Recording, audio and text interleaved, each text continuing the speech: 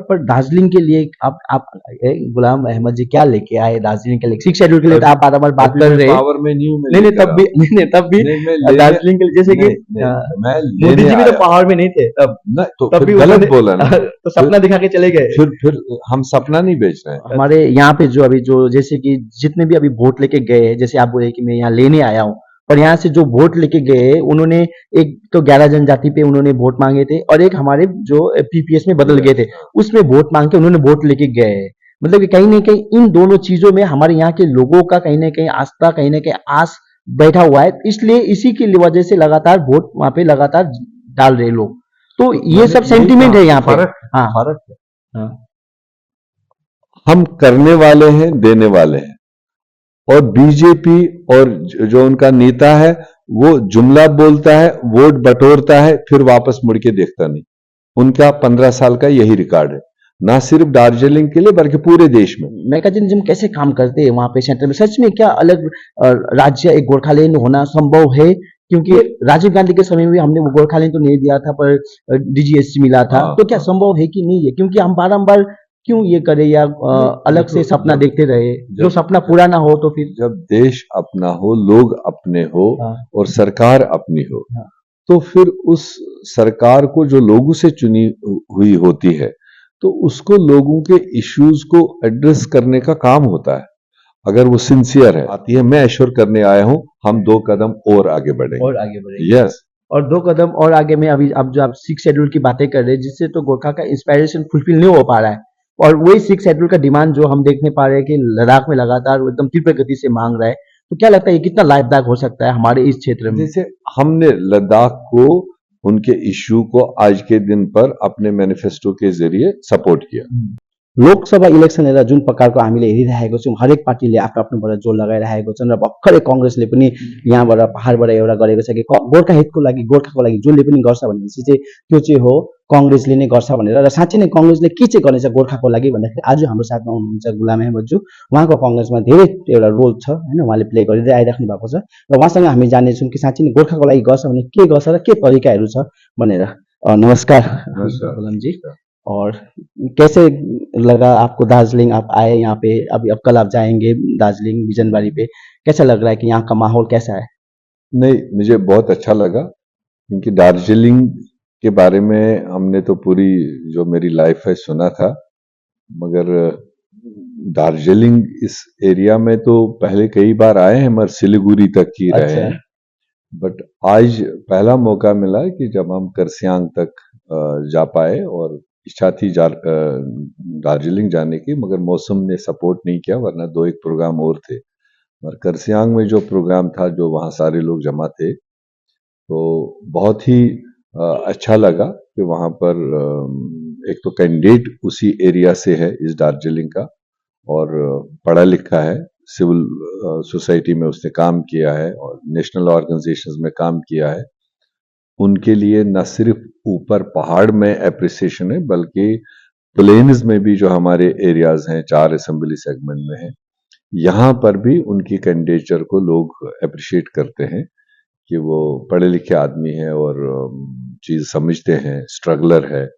तो इसलिए in totality देखा जाए, पिछले 2-3 चुनावों के मुकाबले में आज कांग्रेस पार्टी के लिए एज ए कैंडिडेट की वजह से और एक अच्छा अप्रिसिएशन हो रहा है। बाकी जो पूरे नेशन में जो कॉन्टेस्ट हो रहा है, वो एनडीए और इंडिया ब्लॉक के दरमियान है, और जो एनडीए की अपनी गारंटीज थी भारतीय जनता पार्टी की, वो अब तकरीबन लोगों के दिल से उतर चुकी हैं, उस पर अब ज्यादा विश्वास नहीं करते हैं। 2014 से जितने भी एश्योरेंसेस या गारंटीज या जुमले उन्होंने बताए, वो अब 10 साल के अंदर लोगों को लगा कि उनके पेट में, उनके सोच में कोई ऐसा चीज ही नहीं है कि जो इश्यूज हैं हमारे देश के, उसको वो एड्रेस कर सके।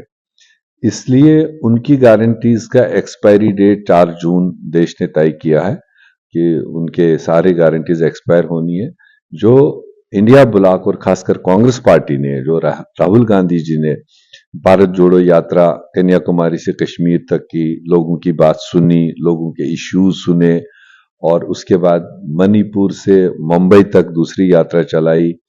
उसमें उन्होंने उस सारे इश्यूज को, जिसमें हम न्याय के तौर पर, इंसाफ दिलाने के तौर पर गुहार लगाई सरकार से कि ये इश्यूज है देश के, इनको एड्रेस करने की जरूरत है। अब आज की सरकार ने तो करना ही नहीं था, 10 साल नहीं किया, तो इसलिए हमने एक घोषणा पत्र जो लोगों का बनाया हुआ है, जो देश के युवाओं ने, महिलाओं ने, फार्मर्स ने, मजदूरों ने, सर्विस पेशा लोगों ने, व्यापार करने वाले लोगों ने जो अपनी बातें रखी, उसी को हमने गारंटी पत्र बनाया कि अगर कांग्रेस पावर में आती है, इंडिया ब्लॉक पावर में आता है, हम ये गारंटी देश को दे रहे हैं, देश के लोगों को दे रहे हैं कि ये चीज हम करें जो आपको डिटेल से हमने आज भी बताया। गुलाम जी, जैसे कि हमने देखा 2019 के हमने देखेंगे तो उस समय 2 सीट आए थे आपको बंगाल में, जो 42 में से।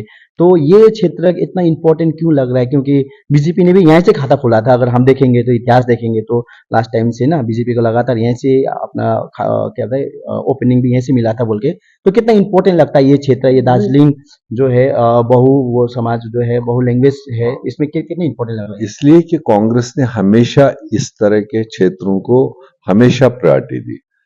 अगर देश इतना बड़ा है, आप बेहतर समझ सकते हैं, पिछले 70 साल जो देश को संभाला वो कांग्रेस पार्टी ने सबकी तर्जुमानी की, सबकी रिप्रेजेंटेशन की, और उसके बाद में देश आगे बढ़ता रहा, लोगों ने साथ दिया। और उसमें खासकर इस बेल्ट ने, जिसको आप नॉर्थ बंगाल कहते हैं, ये किसी टाइम पर कांग्रेस का गढ़ हुआ करता था।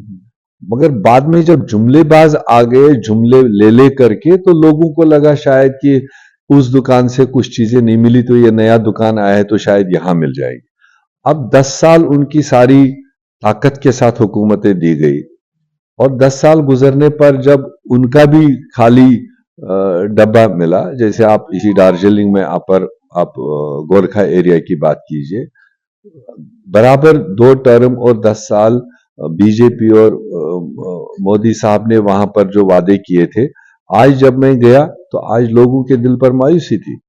कुछ नहीं किया उनने उस बारे में, चाहे वो गोरखा मतलब डेवलपमेंट की बात हो, चाहे गोरखास का इशू जो था, हमारी कई सारे कम्युनिटीज हैं जिनको ट्राइबल बनाने की बात थी, उनको ट्राइबल में लेने की बात थी, या उसके बाद 6 शेड्यूल की बात जो डिमांड वहां पर लगी रही, उस डायरेक्शन में कोई एक कदम नहीं आगे बढ़ाया। तो इसलिए लोग एनॉयड है, लोग उस जमात पर अब यकीन नहीं करने वाले, भरोसा नहीं करने वाले हैं।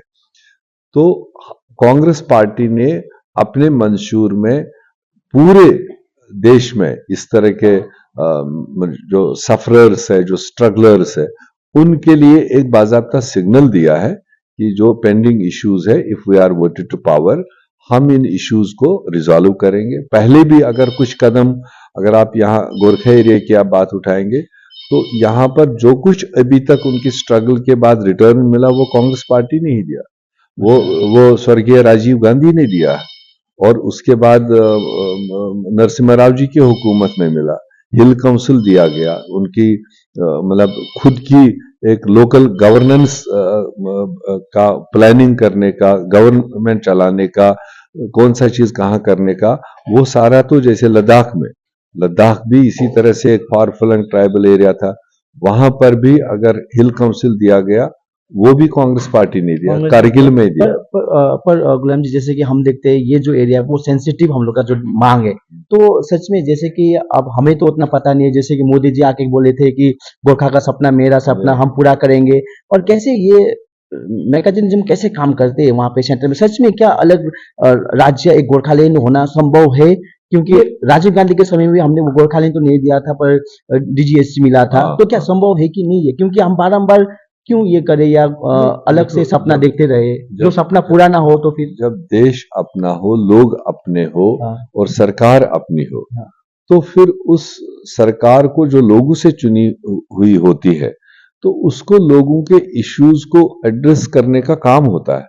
अगर वो सिंसियर है लोगों के इश्यूज के प्रति, ठीक है, आप कोई मतलब बड़ा चीज मांग रहे हैं, नेगोशिएट हो सकता है, जो देश के कॉन्स्टिट्यूशन के तहत होगा, जो देश का हमारा प्रोसीजर है, जो लेड प्रोसीजर है, कॉन्स्टिट्यूशन हमारे सामने, उसमें दी हुई चीजें हैं, उसके तहत में चीज आदमी मांगे पॉसिबल हो तो उसके लिए नेगोशिएशन का रास्ता खोलना चाहिए।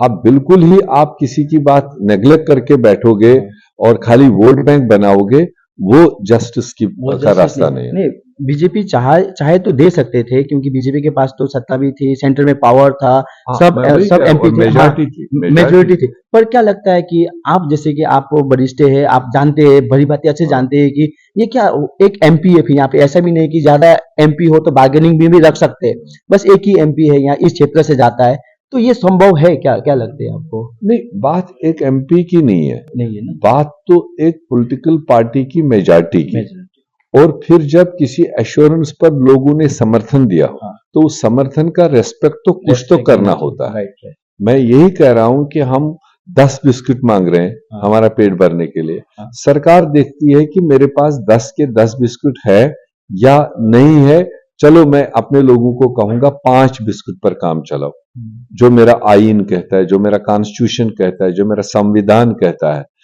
कई बार तो देश में अलग अलग क्षेत्रों में अलग अलग इश्यूज उठते हैं, मगर कांग्रेस पार्टी ने अपने टाइम पर, जैसे आसाम में एक मामला उठा, बना एक मतलब बड़ा बहाव, मगर कांग्रेस ने नेगोशिएट किया, लोगों को मेन स्ट्रीम पर लाया, आज वहां नॉर्मल सी है।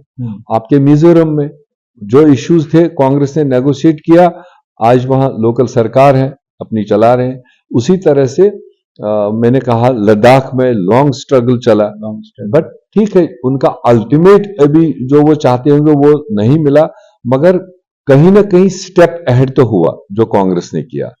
तो इसी तरह से फिर जिंदगी आगे बढ़ी, अगर एक स्टेप मिला, 40% मिला, 50% मिला, अगर आगे की गुंजाइश हो, लोग डिमांड रखते हैं, सरकारें बनती है, बदलती है, तो अलग अलग सरकार उसको नेगोशिएट करती है, पॉलिटिकली डील करते हैं और कुछ ना कुछ मतलब कुछ ना ऑल्टरनेटिव कुछ बन तो, रहा पर दार्जिलिंग के लिए आप गुलाम अहमद जी क्या लेके आए दार्जिलिंग के लिए? सिक्स शेड्यूल के लिए तो आप बार बार है। बात अभी कर मैं रहे हैं, पावर में नहीं हूं, मैं नहीं नहीं लेकर तब भी आऊं। नहीं तब भी नहीं, मैं लेने दार्जिलिंग के लिए जैसे कि नहीं, मैं मोदी लेने जी भी तो आया। पावर में नहीं थे तब नहीं तो तब फिर भी गलत उन्होंने बोला ना, तो सपना दिखा के चले गए। फिर हम सपना नहीं बेच रहे हैं, अच्छा, हम तो उनको अपील करने आए। आपने 10 साल 15 साल कांग्रेस को वोट ना देकर दूसरा दरवाजा खोला, आपने किसी भरोसे पर उनको वोट दिया, वो भरोसा चकनाचूर कर दिया उन्होंने। इसलिए आपके सामने कांग्रेस की गारंटी है, अगर हमने पास्ट में हमारे प्राइम मिनिस्टर ने, राजीव गांधी जी ने 4 चीजें आपको दी, नरसिम्हा राव जी ने उसको आगे बढ़ाया, मनमोहन सिंह जी ने उसको स्ट्रेंथन किया, हम जरूर यकीनन कह सकते हैं कि जो आपके पेंडिंग इश्यूज है उसको अगर कांग्रेस सरकार आती है, मैं एश्योर करने आया हूं, हम 2 कदम और आगे बढ़ेंगे। और आगे बढ़ेंगे, यस, और 2 कदम और आगे में अभी अब जो आप सिक्स शेड्यूल की बातें कर रहे हैं, जिससे तो गोरखा का इंस्पायरेशन फुलफिल नहीं हो पा रहा है, और वही सिक्स शेड्यूल का डिमांड जो हम देखने पा रहे हैं कि लद्दाख में लगातार वो एकदम तीव्र गति से मांग रहा है, तो क्या लगता है ये कितना लाभदायक हो सकता है हमारे इस क्षेत्र में? जैसे हमने लद्दाख को, उनके इश्यू को आज के दिन पर अपने मैनिफेस्टो के जरिए सपोर्ट किया, चूंकि वो 6 शेड्यूल के नजदीक पहुंच चुके हैं, वो कंप्लीट लद्दाख ट्राइब डिक्लेयर है, 100% ट्राइब है, उसमें कोई डिस्क्रिमिनेशन नहीं कि ये कम्युनिटी ट्राइब है तो ये कम्युनिटी नहीं है।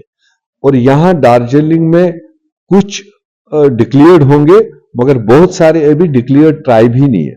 तो देयरफॉर पहला कदम होगा उनको आइडेंटिफाई करना, उनको सेंसस के जरिए निकालना कौन है वो लोग जो उस जुमरे में आते हैं, और जब वो सेंसस होगा उनको आइडेंटिफाई किया जाएगा, उनको पहले ट्राइब दिया जाएगा, एक एरिया ट्राइब में आ जाएगा, उसके बाद पार्ट 2 आएगा कि वो क्वालिफाई करेगा वेदर इट मतलब क्वालिफाइज फॉर 6 शेड्यूल और नॉट। वो उस वक्त के वहां के संस्था जो आज नौजवान वहां पर स्ट्रगल कर रहे हैं, चाहे हमरा पार्टी है या उनके साथ और लोग हैं, उनके साथ अभी जब हमारी दिल्ली में बात हुई ये समर्थन से पहले, ये कहा गया था उनको कि उसके बाद में सरकार आने के बाद में स्टेप बाय स्टेप आगे बढ़ेंगे, आप और हम उस पर नेगोशिएट करेंगे, जहां मेल होगा वहां आपको ये कंसिडर किया जाएगा। अच्छा, पर ये जो हमारे यहाँ पे जो अभी जो जैसे कि जितने भी अभी वोट लेके गए हैं, जैसे आप बोले कि मैं यहाँ लेने आया हूँ, और यहाँ से जो वोट लेके गए उन्होंने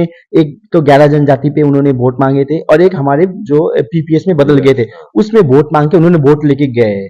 मतलब कि कहीं ना कहीं इन दोनों चीजों में हमारे यहाँ के लोगों का कहीं ना कहीं आस्था कहीं ना कहीं आस बैठा हुआ है, इसलिए इसी की वजह से लगातार वोट वहां पे लगातार डाल रहे लोग। तो ये सब सेंटिमेंट है यहाँ पे। फर्क हाँ फर्क है।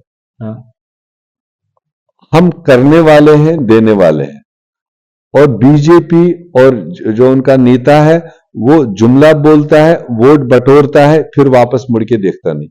उनका 15 साल का यही रिकॉर्ड है, ना सिर्फ दार्जिलिंग के लिए बल्कि पूरे देश में, पूरे देश में यही हाल है।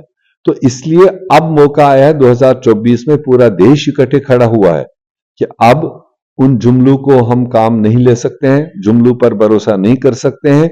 अब हमें नया सोच चाहिए, नई गारंटी चाहिए, नई लीडरशिप चाहिए। वो इंडिया ब्लॉक देने के लिए तैयार है, इंडियन नेशनल कांग्रेस देने के लिए तैयार है। देने के लिए तैयार। पर अगर हम नेशनल ने पॉलिटिक्स में देखेंगे तो कहीं ना कहीं राहुल गांधी जी को प्रोजेक्ट किया जा रहा है ना कि हमारे कह रहे पीएम के लिए, और पिछले बार भी किया था। तो कहीं ना कहीं हम ये असफलता दिख रहे हैं, क्योंकि पिछले बार भी अगर 19 में भी देखेंगे तो उसमें भी कांग्रेस की बहुत बड़ी असफलता देख रहे हैं। तो वो ड्राफ्ट गिरते जा रहा है। तो आपको क्या लगता है कि कहाँ पे, और पास्ट की बात छोड़ दीजिए, हम तो आज की बात हाँ, हाँ, हाँ, 2019 छोड़िए, हाँ, आज 2024 नहीं पास्ट से कुछ सीखते हैं। हाँ, तो पास्ट से सीखते सीखते आदमी आगे बढ़ता है। हाँ, इस बीच में आपने देखा राहुल गांधी जी ने कन्याकुमारी से कश्मीर तक यात्रा चलाई, हाँ, ऐसे वक्त जब देश बिखर रहा था, और एक शेर बब्बर राहुल गांधी की उस यात्रा ने देश को जोड़ा, देश के तमाम लोगों को जोड़ा, देश में हालात बेहतर कर दिए। जो डिवाइसिव फोर्सेस ने मतलब आपस में बांटने का सिलसिला शुरू किया था, उसको उन्होंने रोका, बल्कि देश को एक सेटिस्फेक्शन मिली, एक इत्मीनान मिला, एक गारंटी मिली। और जो मैंने कहा दूसरी यात्रा में उनने देश के इश्यूज उठाए, और जब मोदी सरकार ने नहीं उस पर कॉग्निजेंस लिया, उन्होंने आपको गारंटी के तौर पर दिया, चुनाव है, मैं गारंटी दे रहा हूं, if I am voted to power we will do this.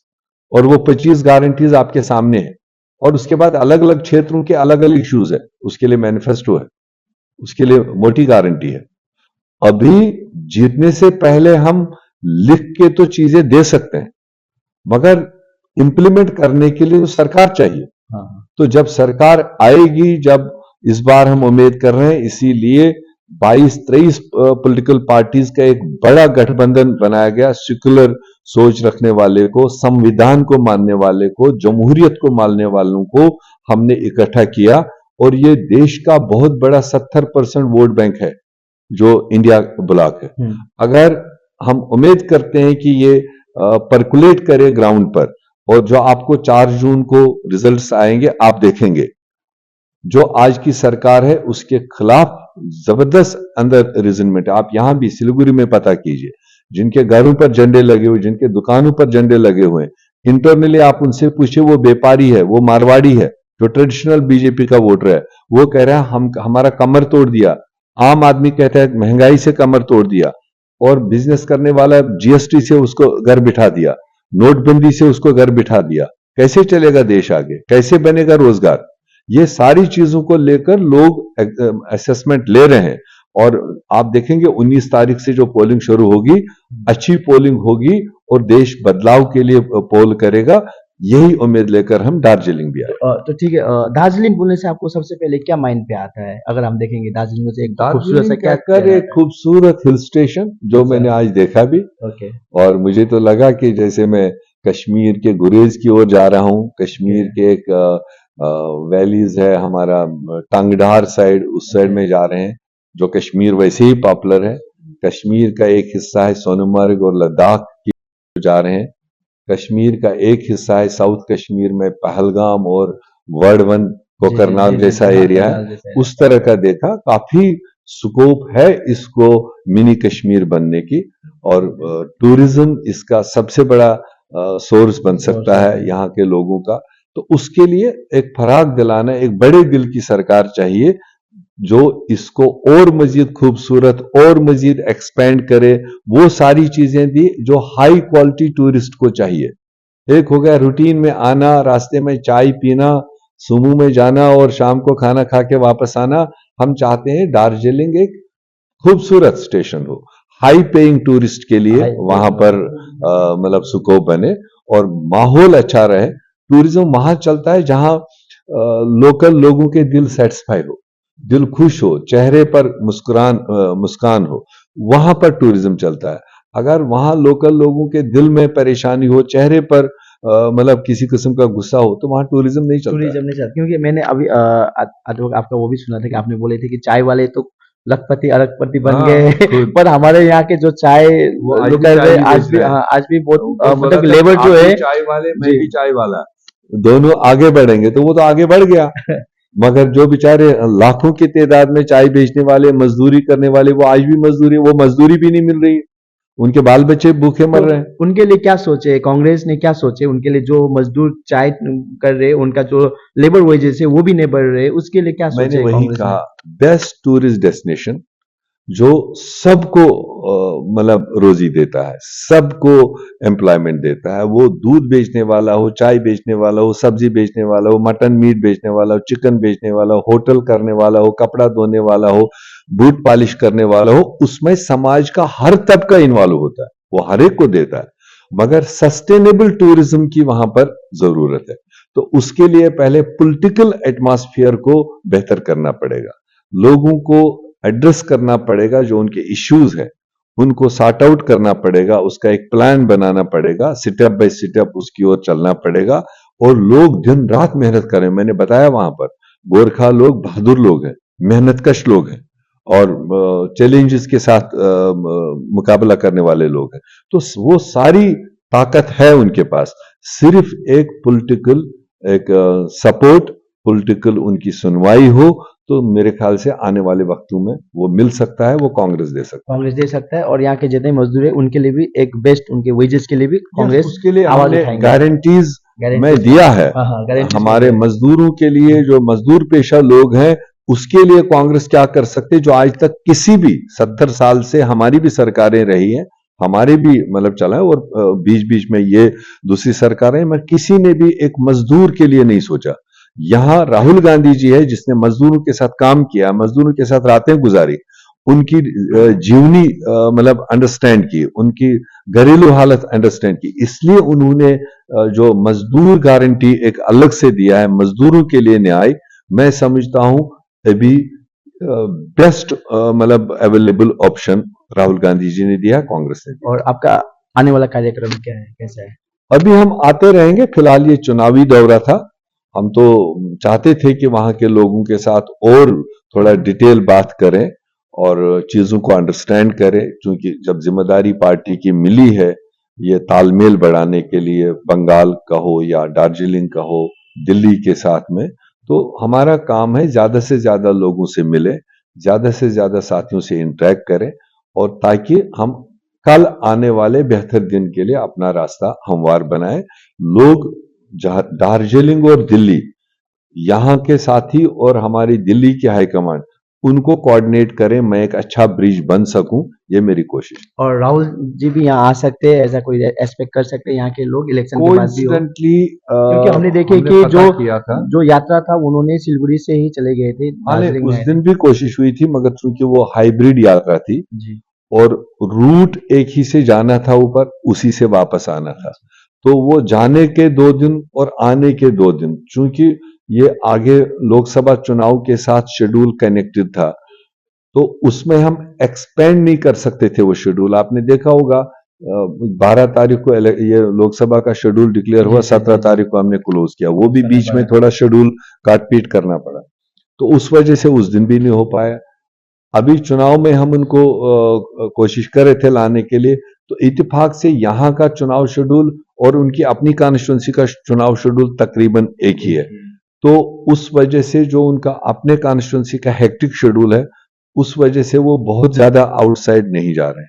मगर मेरी ये एश्योरेंस रहेगी लोगों के साथ, एक दिन हम उनको जरूर पावर में आएंगे और वो किस पोजीशन में होंगे, किस ओहदे पर होंगे, किसी न किसी हालत में राहुल गांधी जी को सीधे दार्जिलिंग ले आएंगे, वहां के नौजवानों से मिलाएंगे। और ठीक है, हम भी आपको शुभकामना देना चाहते हैं कि आपके सरकार आए और हमारे गोरखाओं के जो भी आपने आपने गारंटी में लिखे हाँ। वो सब पूरी हो। और ज्यादा से ज्यादा क्या बोलना चाहेंगे हमारे? मैं तो अपील करूंगा पहले पूरे देश के लोगों को और खुसूसन वेस्ट बंगाल के लोगों को कि आज कोई लोकल सरकार के लिए आप वोट नहीं करने जा रहे हो, बंगाल की चीफ मिनिस्टर नहीं बननी है, बल्कि देश का प्रधानमंत्री बनना है।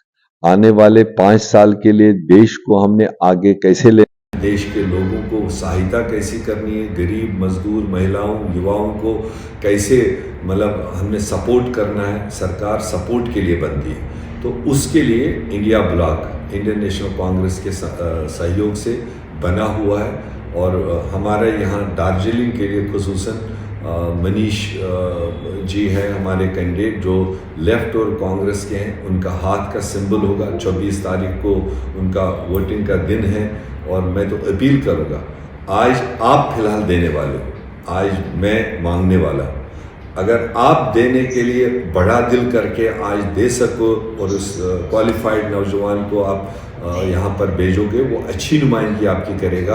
आगे एक समंदर में वो आएगा, एक बहुत बड़े फोरम पर आएगा। वहाँ से जो आपकी डिमांड्स है उनको हम भी सहायता करेंगे, मनीष जी भी आगे बढ़ाएंगे। ज़रूर एक दिन अच्छा आएगा जब आपके जो ख्वाहिशात है, जज्बात है, उनको हम धीरे धीरे एड्रेस कर सकें। ठीक, बहुत धन्यवाद।